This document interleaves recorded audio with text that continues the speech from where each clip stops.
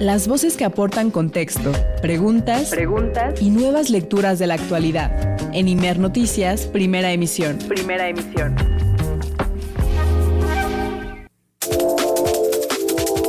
En la primera emisión de Imer Noticias, tu punto de referencia, conversamos con Jorge Luis Sierra. Es periodista especializado en temas de seguridad y defensa, egresado del Centro de Estudios Hemisféricos de la Defensa y uno de los que más conoce estos asuntos de la delincuencia organizada, pero sobre todo de estrategias para su combate. Jorge Luis, ¿cómo estás? Buenos días, bienvenido. Hola, muy buenos días, Alberto. ¿Qué tal? Gracias por invitarme. Al contrario, gracias por aceptar esta conversación. También con Krishna Corona, a quien damos la bienvenida. Es periodista, director de noticias de Canal 14 del Sistema Público de Radiodifusión del Estado Mexicano. Krishna, ¿cómo estás? Buenos días. Hola, buenos días, Alberto. Siempre un gusto. Buenos días, Jorge Luis. Buen día. Hola, buenos días, Krishna.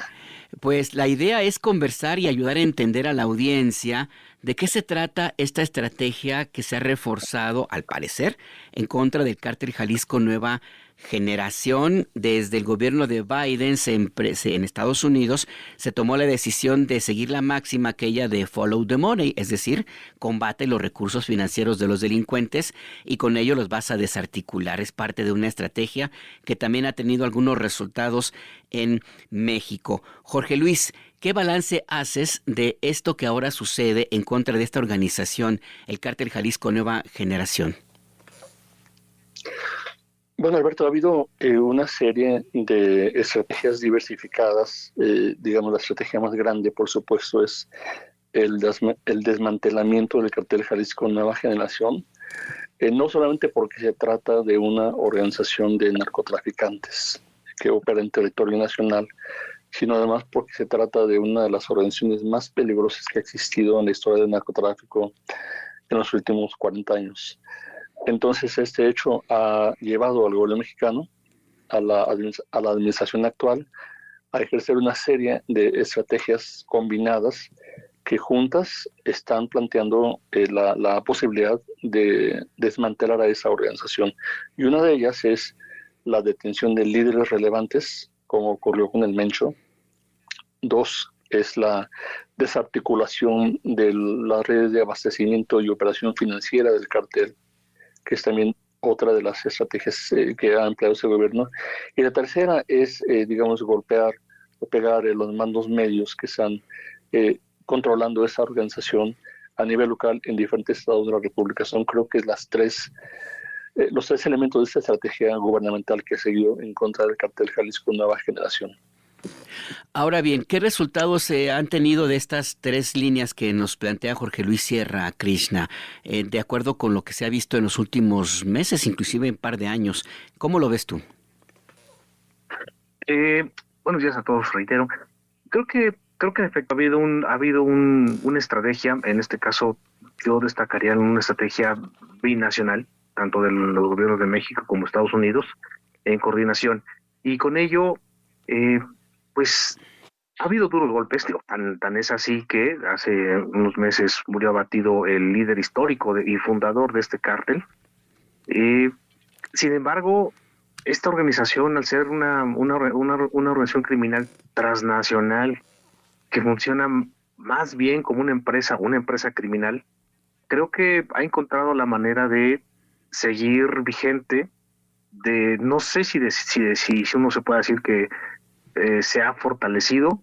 Es muy pronto para establecerlo, pero creo que a pesar de los golpes hay todavía mucho por hacer. La sucesión en el cártel Jalisco Nueva Generación, de pronto uno ve los reportes, parece que ya estaba encaminada, sobre todo si tomamos en cuenta las informaciones previas que había a la muerte del Mencho, de que Nemesio Ceguera padecía una enfermedad terminal. Estaba pronto a fallecer por causa de una enfermedad, me parece que de los riñones, y parece que en ese escenario el Mencho ya había como previsto o definido algunas líneas sobre su sucesión. Si bien cuando murió, de pronto una de las preguntas era ¿quién lo va a suceder? Las que se hacían las autoridades, me refiero, y de pronto había como ahora ya sabemos que está su hijastro, pero estaban también su principal círculo de colaboradores y de operadores. Si bien hubo esa duda al inicio, pero después ya fue esclarecido, digamos, de esa manera por las autoridades. Creo que el cártel sigue siendo uno de los mayores retos en materia de seguridad nacional, de seguridad binacional, a pesar en efecto de estos golpes que han sido en diferentes niveles o en diferentes áreas, como, tanto en el tema de lavado de dinero, tanto en el aseguramiento de bienes, los aseguramientos de armas, del cual tendremos tiempo de hablar un ratito, pero creo que sigue siendo uno de los mayores retos. ¿Es un reto de qué tamaño, Jorge Luis Sierra? ¿De qué tamaño es el desafío que se contempla en Estados Unidos, por ejemplo, que ha tenido un papel importante dentro de estas nuevas operaciones en contra del Cártel Jalisco Nueva Generación? El abatimiento del Mencho es un caso, y otras actividades que cada vez queda más claro se han podido llevar a cabo con apoyo de Estados Unidos. ¿Cómo lo mira el gobierno de Estados Unidos a esta organización delictiva? Sí, claro, por supuesto, como lo dice Krishna, ha sido un esfuerzo binacional con Estados Unidos.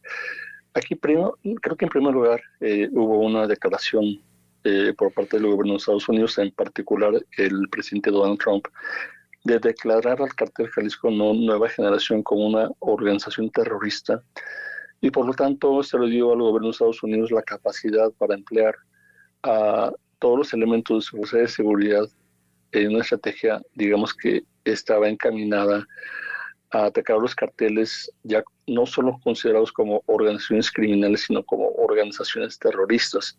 Y eso implicaba a otras agencias, aparte de la agencia que estaba encargada, pues, del narcotráfico, de combatir el narcotráfico, que es la DEA, la Dirección de la Administración contra las Drogas en Estados Unidos. Implicaba ya también al FBI, como una instancia que organizaba la contrainteligencia, la investigación de la presencia del Cártel Jalisco Nueva Generación dentro de Estados Unidos, e implicaba también al Departamento de Defensa, porque se estaban empleando, de acuerdo con esa estrategia, medios militares para poder rastrear a los principales narcotraficantes. Y en ese intercambio de información e intercambio entre México y Estados Unidos, pues Estados Unidos proporcionó datos de inteligencia logrados no solamente por informantes humanos, sino que además logrados por la vigilancia electrónica a través de drones que volaron sobre territorio nacional y estuvieron tomando imágenes y dándole seguimiento muy, muy detallado de las operaciones que tenía Nemesio, al cual le ponían el Mencho, ubicado en el sur de Jalisco, en una ranchería en donde estaba oculto. Entonces, gracias a ese tip, y luego gracias también a una operación de inteligencia ya propiamente humana que realizó la Secretaría de la Defensa Nacional, pudieron entonces comprobar que efectivamente se trataba del líder histórico del cartel, y entonces organizar una operación para detenerlo. Y ahí fue como se desató esa acción, que fue un resultado, por supuesto, de una estrategia entre los dos países, una articulación, combinación de información, intercambio de inteligencia, y entonces ahí pues fue que hubo ese resultado.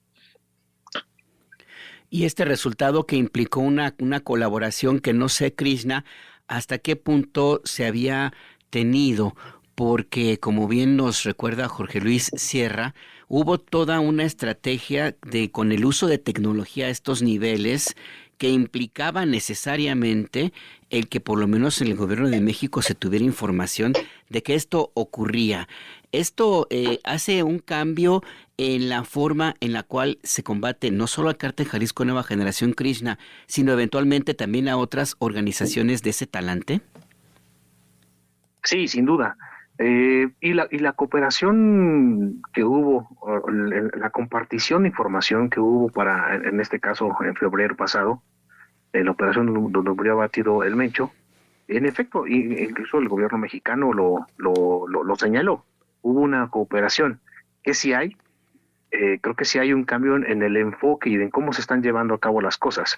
Y para, digamos, un botón de muestra es lo que sucedió en la última detención de Chapo Guzmán en Mazatlán, donde en declaraciones juradas y además en un par de libros, en esa ocasión hubo agentes, o sea, no solamente hubo colaboración, hubo participación de agentes militares de Estados Unidos que ellos mismos lo narran en uno de los juicios como testigos, que se enfundaron en uniformes de la Marina Mexicana, que portaban armas largas de la Marina Mexicana y que participaron en ese operativo que terminó, me parece que primero fue en Los Mochis y después terminó ya en Mazatlán con la detención de Joaquín Guzmán Loera en este complejo Miramar, complejo de departamentos.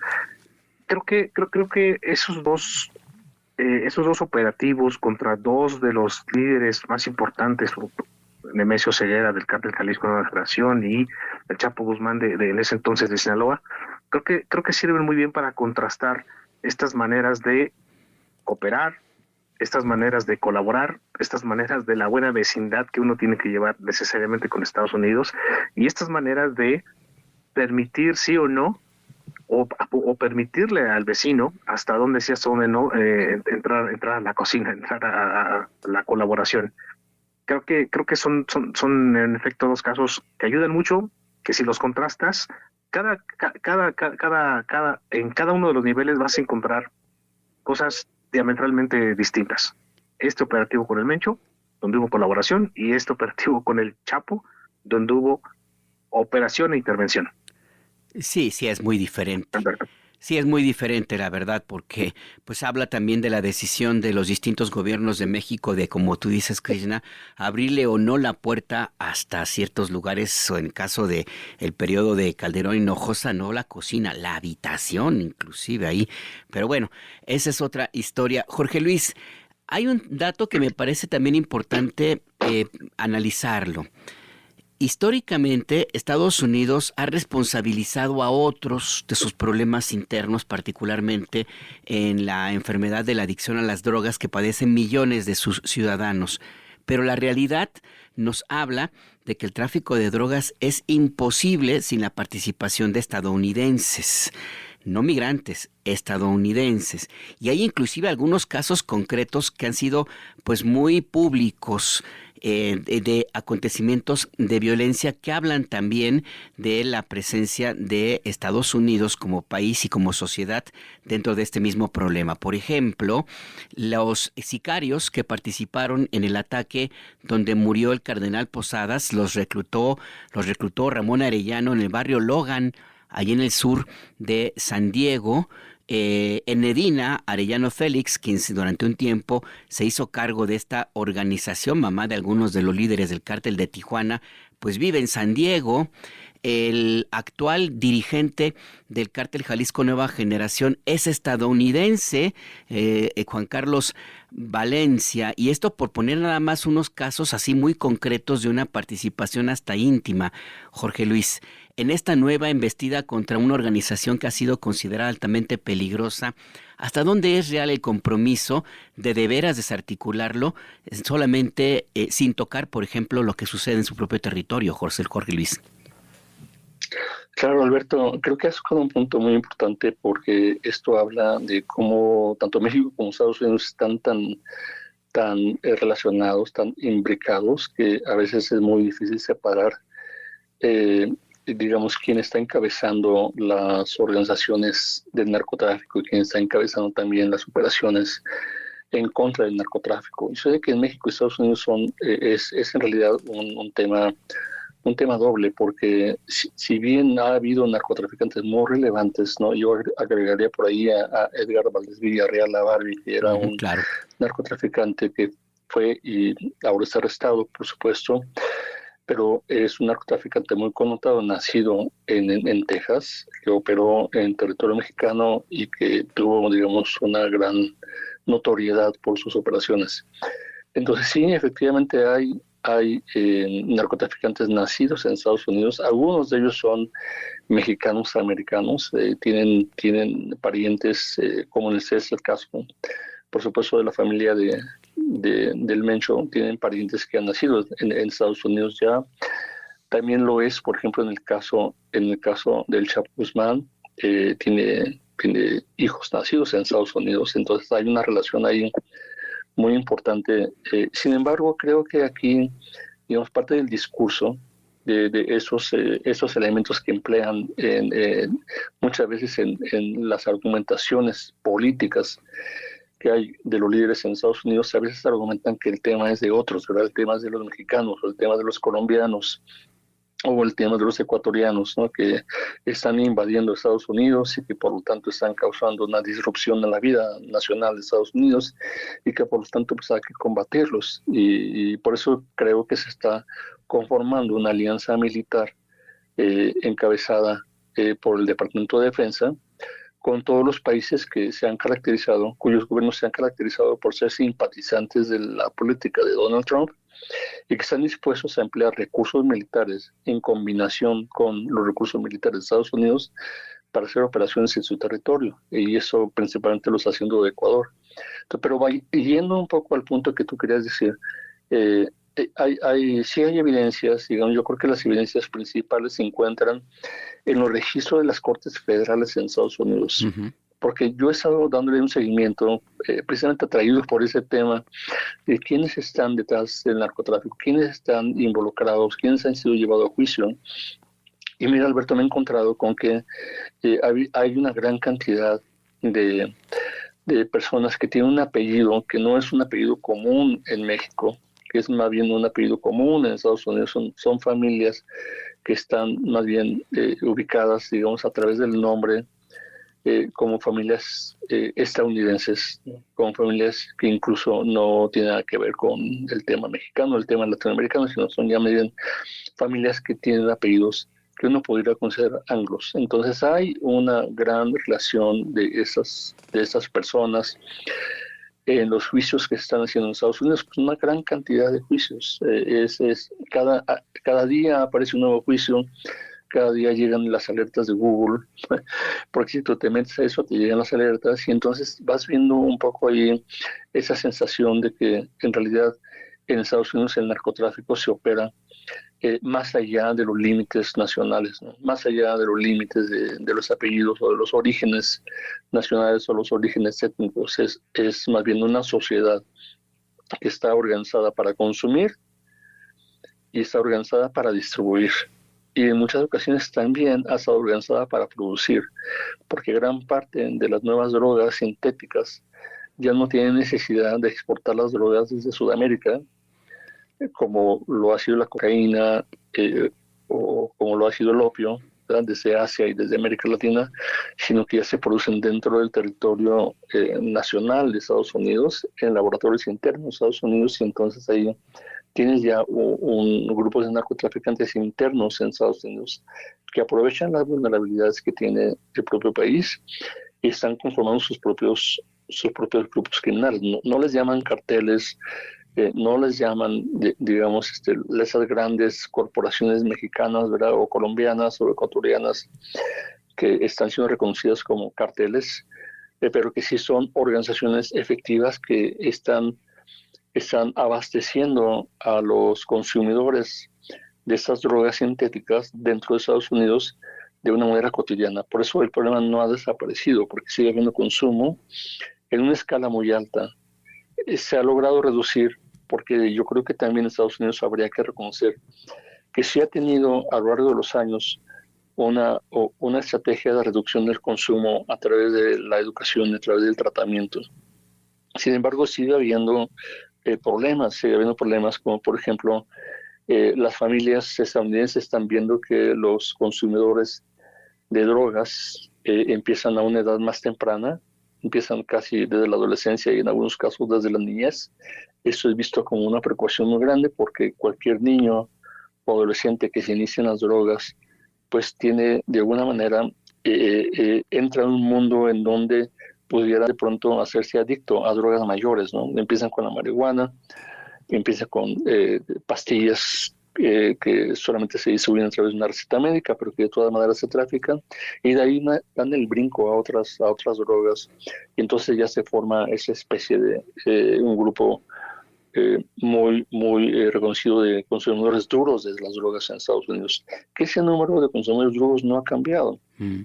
Por eso que se sigue llevando cocaína a Estados Unidos, por eso sigue siendo la cocaína, digamos, un factor muy importante que vincula a la región andina y ahora principalmente el sur de Colombia y el norte ecuatoriano, vinculados con las organizaciones mexicanas, el Cartel Jalisco Nueva Generación y el Cartel de Sinaloa, o que tuvieron su origen mexicano, pero que son ya bandas transnacionales que están satisfaciendo ese apetito por la cocaína que hay en Estados Unidos, ¿no? Sigue siendo, esa cantidad no ha variado porque el número de consumidores duros en Estados Unidos se ha mantenido relativamente estable en el país, y eso ha dificultado mucho las operaciones. Entonces realmente aquí pues habría que recordar los antiguos argumentos que han habido en el análisis de las drogas, ¿verdad? En donde estamos y hemos estado diciendo que es más económico, para un gobierno es más económico resolver el tema del narcotráfico desde el punto de vista de la salud, la educación y de la reducción del consumo. Porque $1 que se emplea, digamos, en educación o en la atención de la salud y en la reducción del consumo en la población, equivale eventualmente a cientos de miles y a veces millones de dólares que se emplean en armamento y en instrumentos militares y en operaciones de inteligencia internacional para detener el tráfico de drogas, y ahí de pronto la reducción del consumo sale eventualmente más económica. Es decir, hay un éxito muy visible de parte de Estados Unidos en esa reducción, en ese ataque, digamos, al consumo en Estados Unidos, ¿no? Sin embargo, tampoco lo ha logrado en el sentido de que no ha desaparecido esa franja de consumidores duros, y eso posibilita pues que siga existiendo una base económica, ¿verdad? Una base cultural también, y una base de salud sobre la cual se levanta toda esa industria violenta que estamos presenciando en nuestros días. Lo que tenemos entonces, Krishna, es una realidad que parece no haber cambiado, porque el episodio que podemos plantear como parteaguas dentro de esta estrategia de echarle la culpa a los otros del consumo excesivo de drogas en Estados Unidos, sí lo podemos ubicar desde los tiempos en que surgió el cultivo extensivo en México en la Segunda Guerra Mundial, pero si nos ponemos un poquito más hacia estos tiempos, hablamos de la época de Richard Nixon, por ejemplo, cuando se determinó que se tenía que combatir militarmente el tráfico de drogas fuera de las fronteras estadounidenses y no se atendió el problema que tenían internamente. Y eso lo vemos ahora con los datos que nos cuenta Jorge Luis Sierra. Entonces hablamos de que si tenemos esta estrategia que se ha concentrado de nuevo en el atrapar a los líderes de las organizaciones, abatirlos, pero no ver la casa de manera interna, Krishna. Sí, difícilmente va a suceder eso. Por allí, me recuerdo por ahí de 2019, 20, hubo alguna operación, la operación Python, ahí en Estados Unidos, duró medio año, un año la operación, anunciaron la DEA de manera superlativa, anunció la detención de 600 integrantes, todos en Estados Unidos, de redes del Cártel Jalisco Nueva Generación, pero realmente el enfoque poco cambia. El enfoque desde el inicio de la fundación de las agencias poco va a cambiar. Hoy día hay un por ejemplo, otro botón de muestra, hay un caso donde hay cooperación, pero también poco se ha avanzado, y tiene que ver con el Cártel Jalisco Nueva Generación, y tiene que ver no con el tema de drogas, pero sí con el tema de contrabando de combustibles. Y es el caso, si no me recuerdo, está basado en Texas, con la familia Jensen.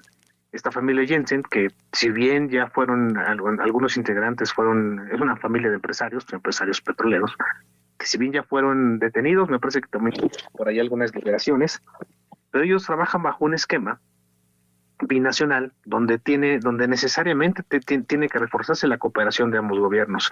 Ellos compran petróleo crudo a México. La cadena es bien sencilla. El Cártel Jalisco Nueva Generación roba petróleo crudo en México, lo vende a ciertas empresas, que la mayoría basadas en San Pedro Garza García, por lo menos de manera fiscal. Estas empresas lo venden a empresas, lo exportan hacia empresas tejanas, controladas por la familia Jensen. Ellos los venden ese crudo a refinerías en Texas, y el dinero viene de manera inversa y regresa a nuestro país hacia manos del Cártel Jalisco Nueva Generación. Ese, por ejemplo, es un tema que, si bien ha habido avances, falta mucho por hacer, y difícilmente uno va a encontrar un cambio en las maneras y en el paradigma en cómo Estados Unidos se enfrenta a estas organizaciones criminales. Bien lo decía Jorge Luis, ahora con esta denominación de organizaciones de narcoterroristas, sí, de pronto me parece que son más bien fuegos artificiales, porque realmente el enfoque en cómo está combatiendo Estados Unidos a esas organizaciones del crimen de distintas facetas, poco va a cambiar. Poco ha cambiado. Como lo ha demostrado la historia reciente en este mismo tema. Se nos acabó el tiempo, la verdad que yo siempre me quedo con muchas ganas de seguir en la conversación, pero ¿qué les parece que nos emplacemos para seguir en el tema en una nueva cita muy próxima? Por lo pronto, Jorge Luis Sierra, periodista especializado en temas de seguridad y defensa, te agradezco esta conversación, esta participación en la mesa de análisis. Gracias, Jorge Luis. Claro que sí, Alberto. Saludos, Krishna. Muchas gracias por invitarme. Hasta luego. Hasta luego, que tengas buen día. Krishna Corona, director de noticias de Canal 14, muchas gracias también por tu conversación y análisis. Siempre un gusto, Alberto, y saludo para Jorge Luis. Que tengan un buen día ambos dos, como diría el clásico.